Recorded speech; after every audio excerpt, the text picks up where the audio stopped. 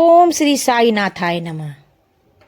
श्री साई साचरित्र अध्याय 38।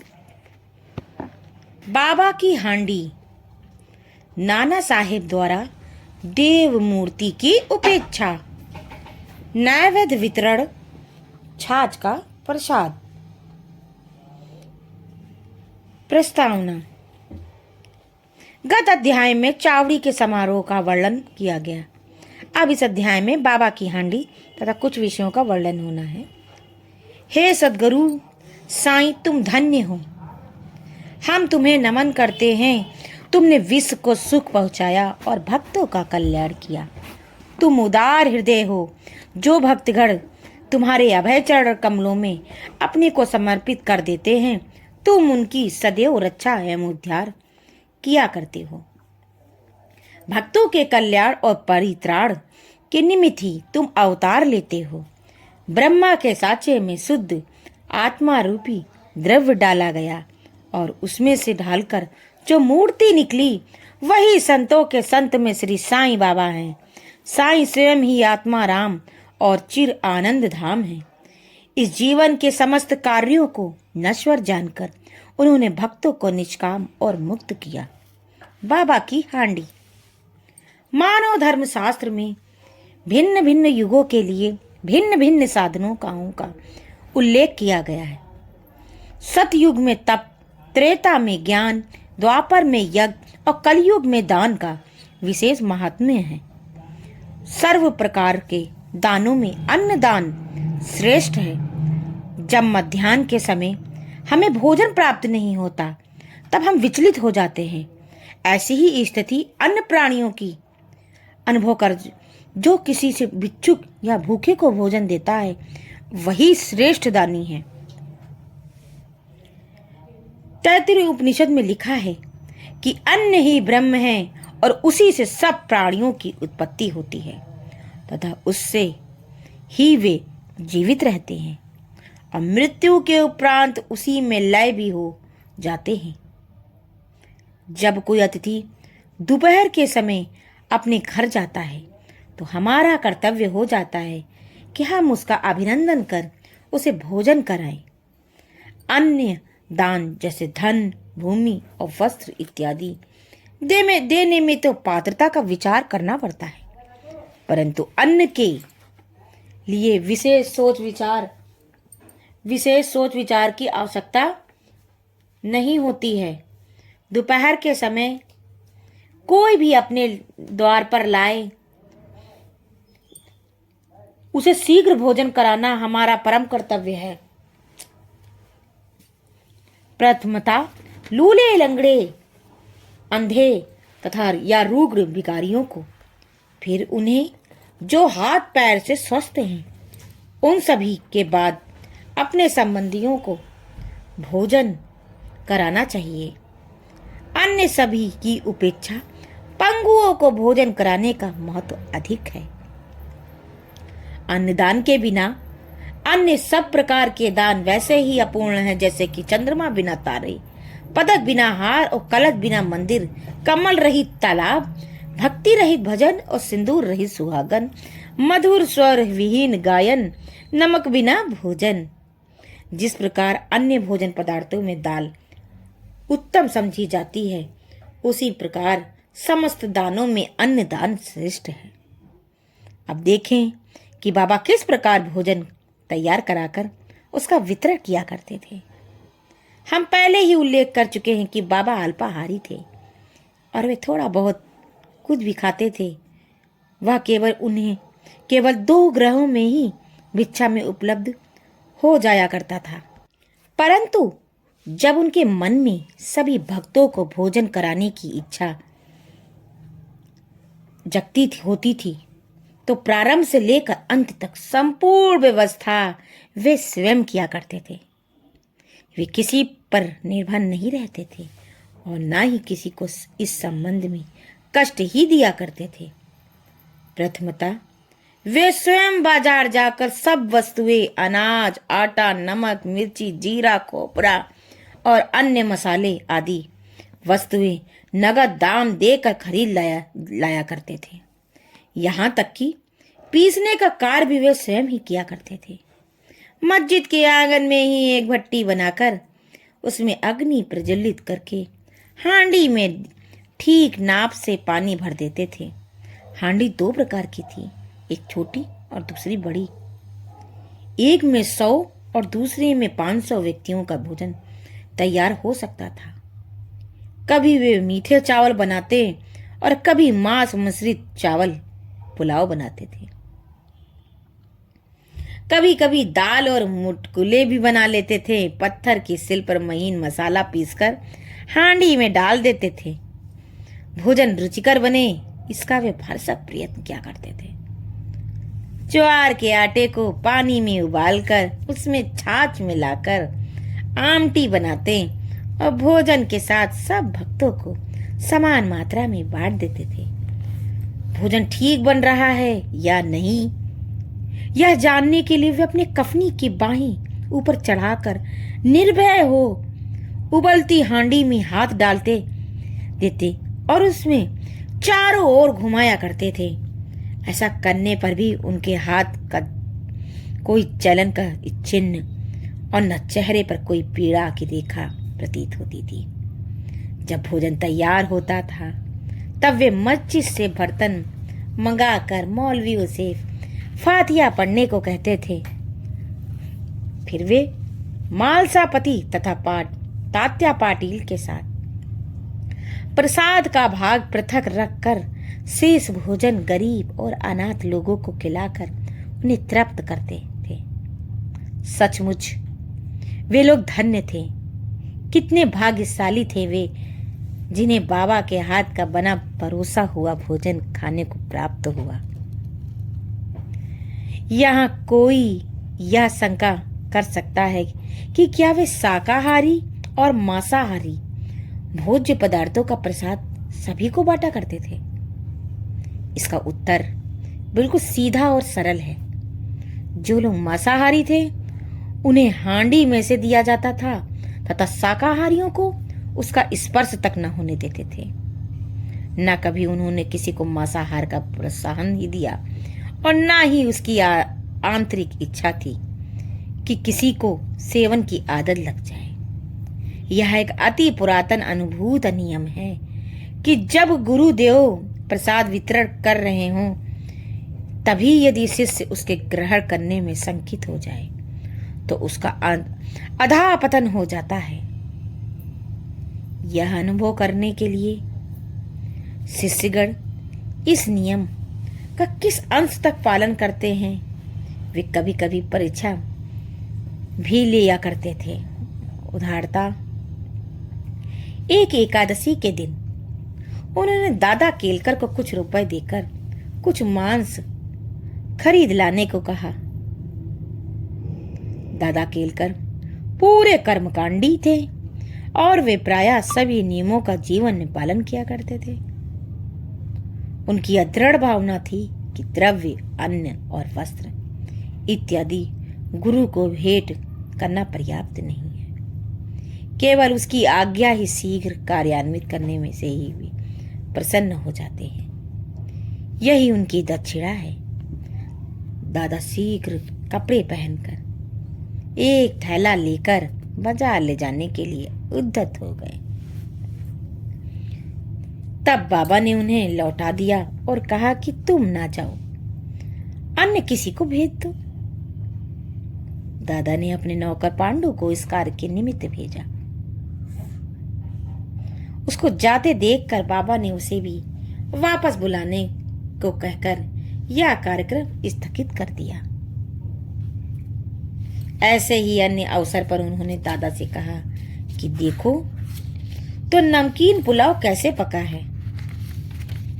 दादा ने यूं ही मुख देखी कह दिया कि अच्छा है।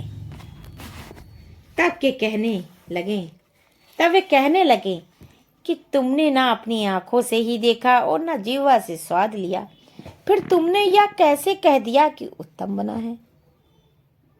थोड़ा ढक्कन हटाकर तो देखो। बाबा ने दादा की बाह पकड़ी और बलपूर्वक बर्तन में डालकर बोले, थोड़ा सा इसमें से निकालो और अपना करपटन कट्टरपन छोड़कर चख कर देखो।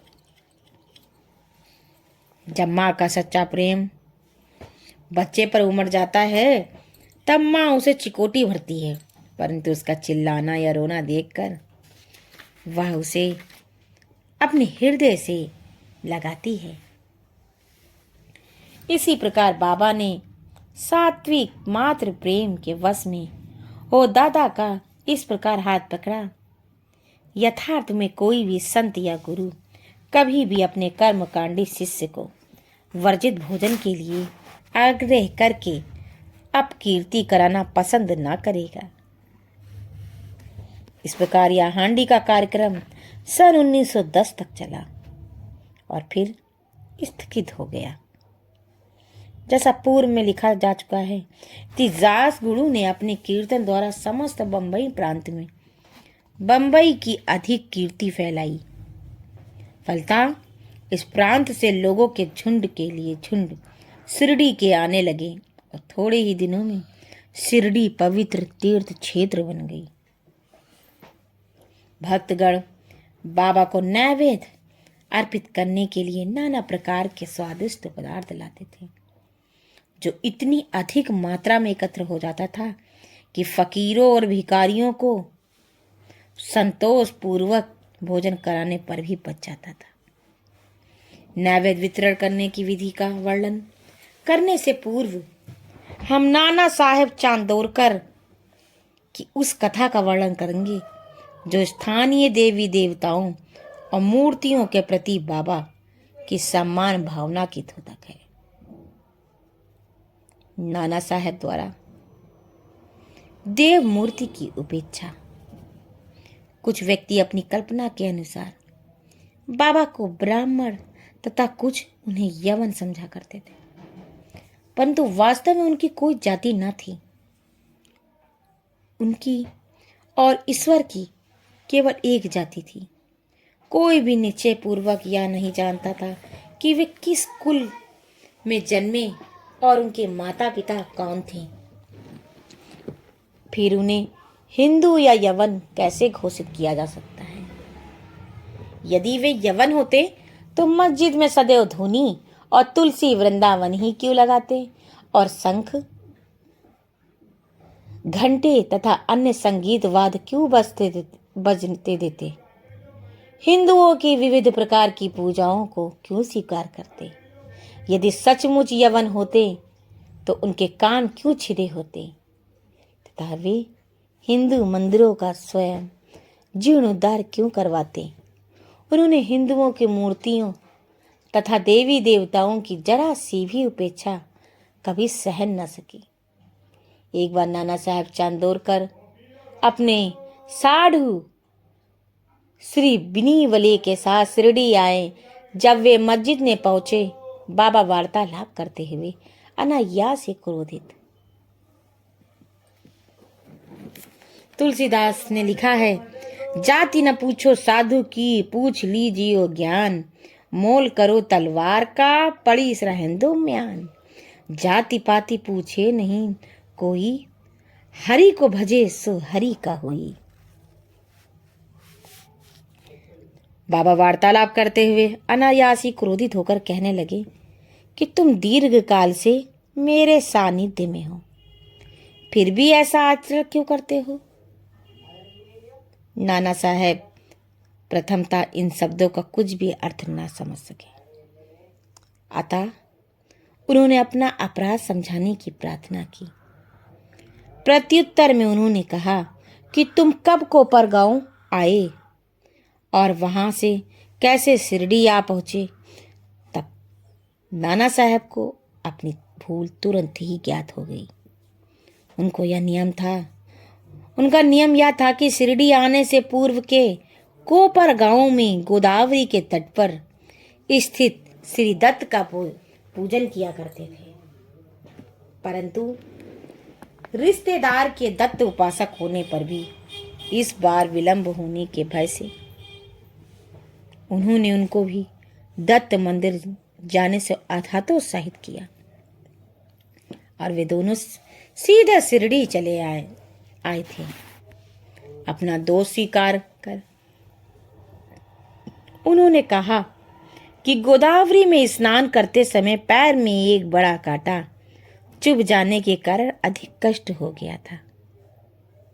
बाबा ने कहा कि यह तो बहुत छोटा सा दंड था और उन्हें भविष्य में ऐसे आचरण के लिए सदैव सावधान रहने की चेतावनी भी दी। नैवेद्य वितरण। अब हम नैवेद्य वितरण का वर्णन करते हैं। आरती समाप्त होने पर बाबा से आशीर्वाद तथा ऊदी प्राप्त कर जब भक्तगण अपने अपने घर चले जाते तब बाबा पर्दे के भीतर प्रवेश कर निम्बर के सहारे पीठ टेक कर भोजन के लिए आसन ग्रहण करते थे। भक्तों की 2 पंक्तियां उनके समीप बैठा करती थीं। भक्तगण नाना प्रकार के नैवेद्य पूरी, मांडे, पेड़ा, बर्फी, बांसुरी, उपमा, अम्बे, मोहर थाली में सजाकर लाते और जब तक वे नैवेद्य स्वीकार न कर लेते तब तक भक्तगण बाहर की ही प्रतीक्षा किया करते थे। समस्त नैवेद्य एकत्रित कर दिया जाता था। उसमें से कुछ भाग बाहर प्रतीक्षा करने के वालों को देकर शेष भीतर बैठे हुए भक्त पा लिया करते थे। जब बाबा सबके मध्य में आ विराजते तब दोनों पंक्तियों में बैठे हुए भक्त तृप्त होकर भोजन किया करते थे। बाबा प्रायः शामा मोड़कर से भक्तों को अच्छी तरह भोजन कराने और प्रत्येक की आवश्यकता का सावधानी पूर्वक ध्यान रखने को कहते थे। वे दोनों भी इस कार्य को बड़ी लगन और हर्ष से करते थे। इस प्रकार प्रत्येक ग्रास भक्तों को पोषक और संतोषदायक होता था। कितना मधुर, पवित्र, प्रेम रस भोजन था वह, सदा मांगलिक और पवित्र। छाछ का प्रसाद। इस सत्संग में बैठकर एक दिन जब हेमांड पंत पूर्णतः भोजन कर चुके तब बाबा ने उन्हें एक प्याला छाछ पीने को दिया। उनके श्वेत रंग से वे प्रसन्न तो हुए, परंतु उधर जरा भी सी भी गुंजाइश न होने के कारण उन्होंने केवल एक घूंट ही पिया। उनका यह उपेक्षात्मक व्यवहार देखकर बाबा ने कहा कि सब पियो, सब पी जाओ, ऐसा शुभ अवसर अब कभी न पाओगे।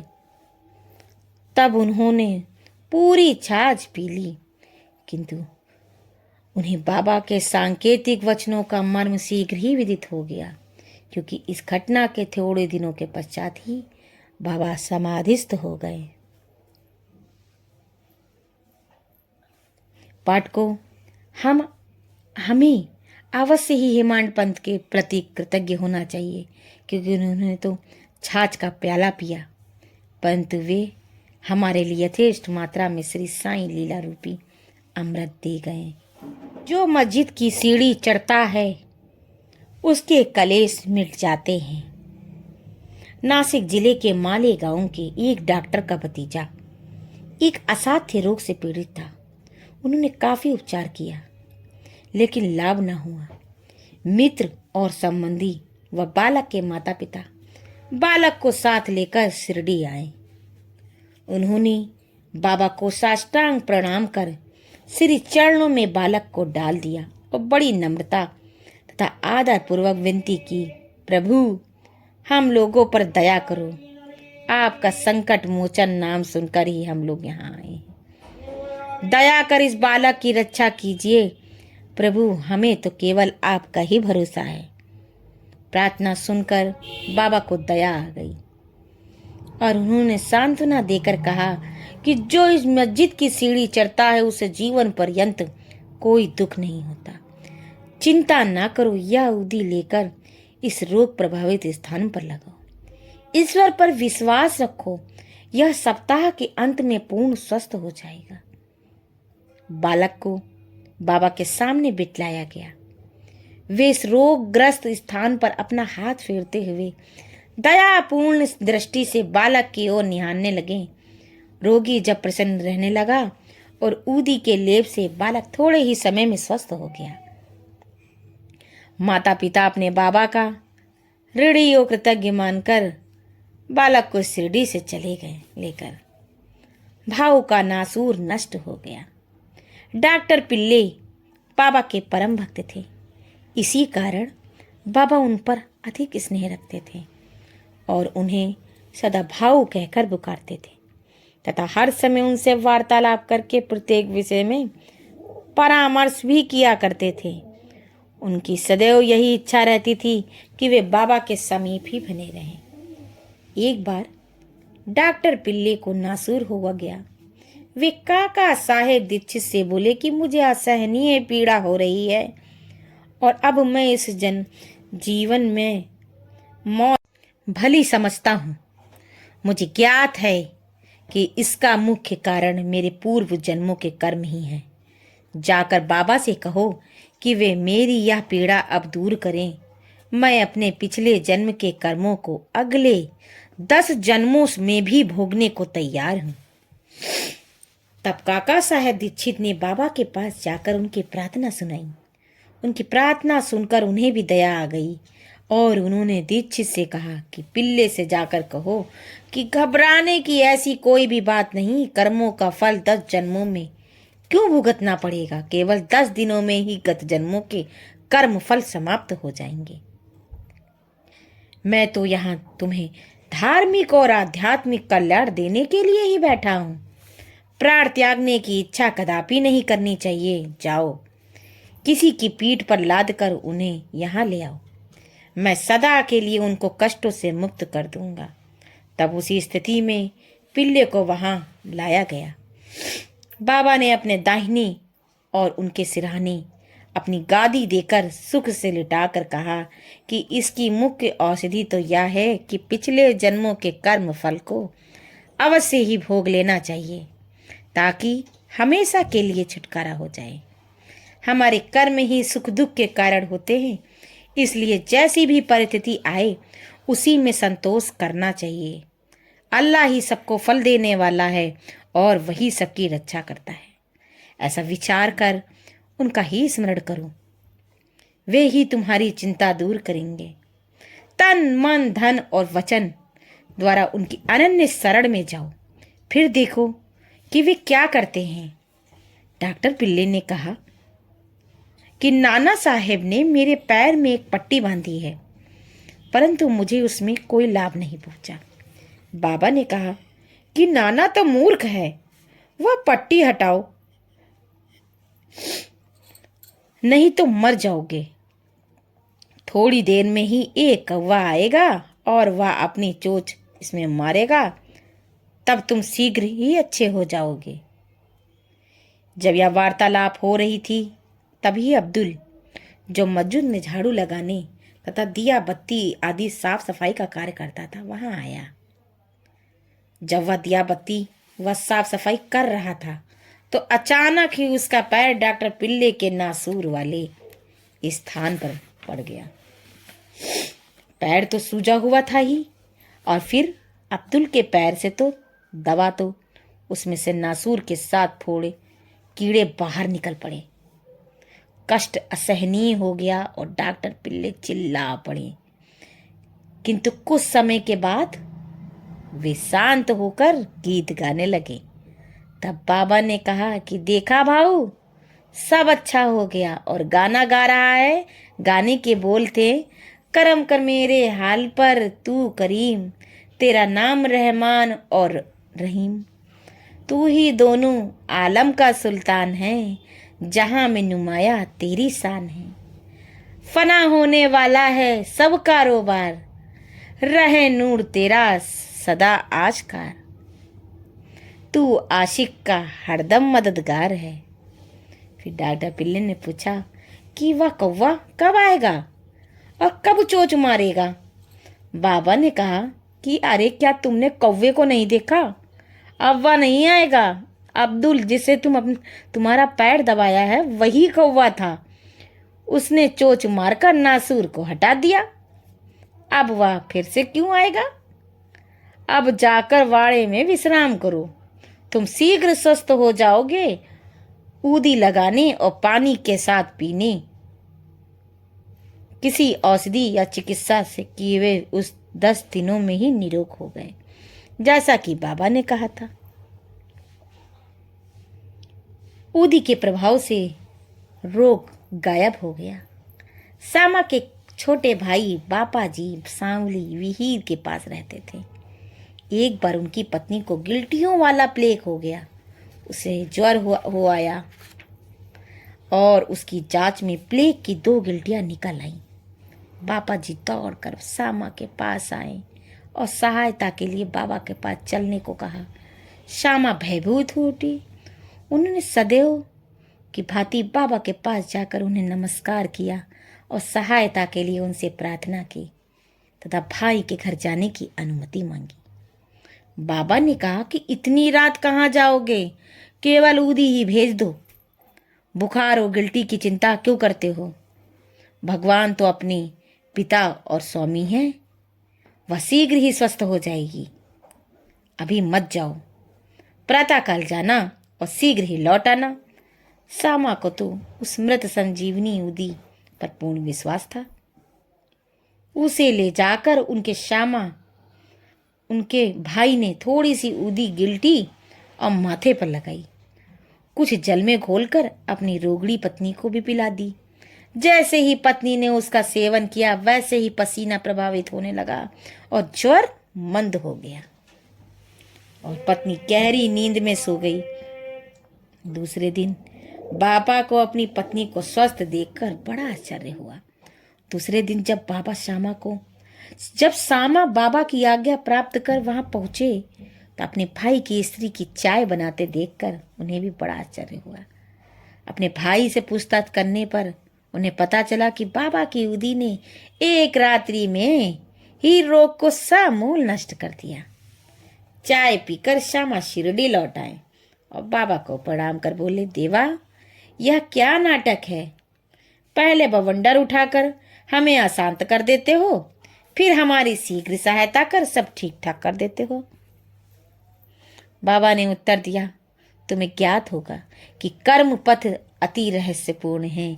यद्यपि मैं कुछ भी नहीं करता, फिर भी लोग मुझे ही कर्मों के लिए दोषी ठहराते हैं।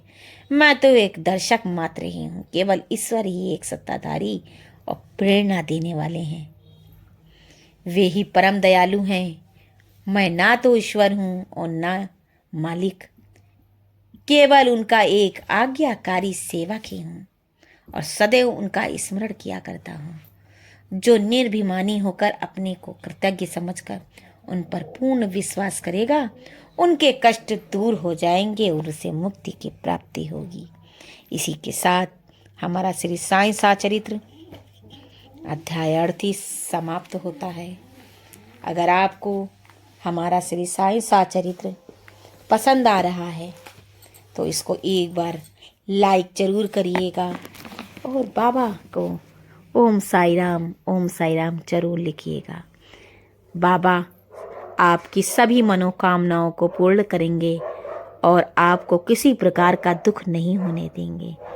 बाबा आपके कष्टों को देख रहे हैं, आपके कष्टों को वो खुद ही दूर कर देते हैं और करेंगे। ये आप पूर्ण विश्वास रखिए, क्योंकि पूर्ण विश्वास रखने वाला ही बाबा के पास अपने दिल तक उनके पहुंचता है।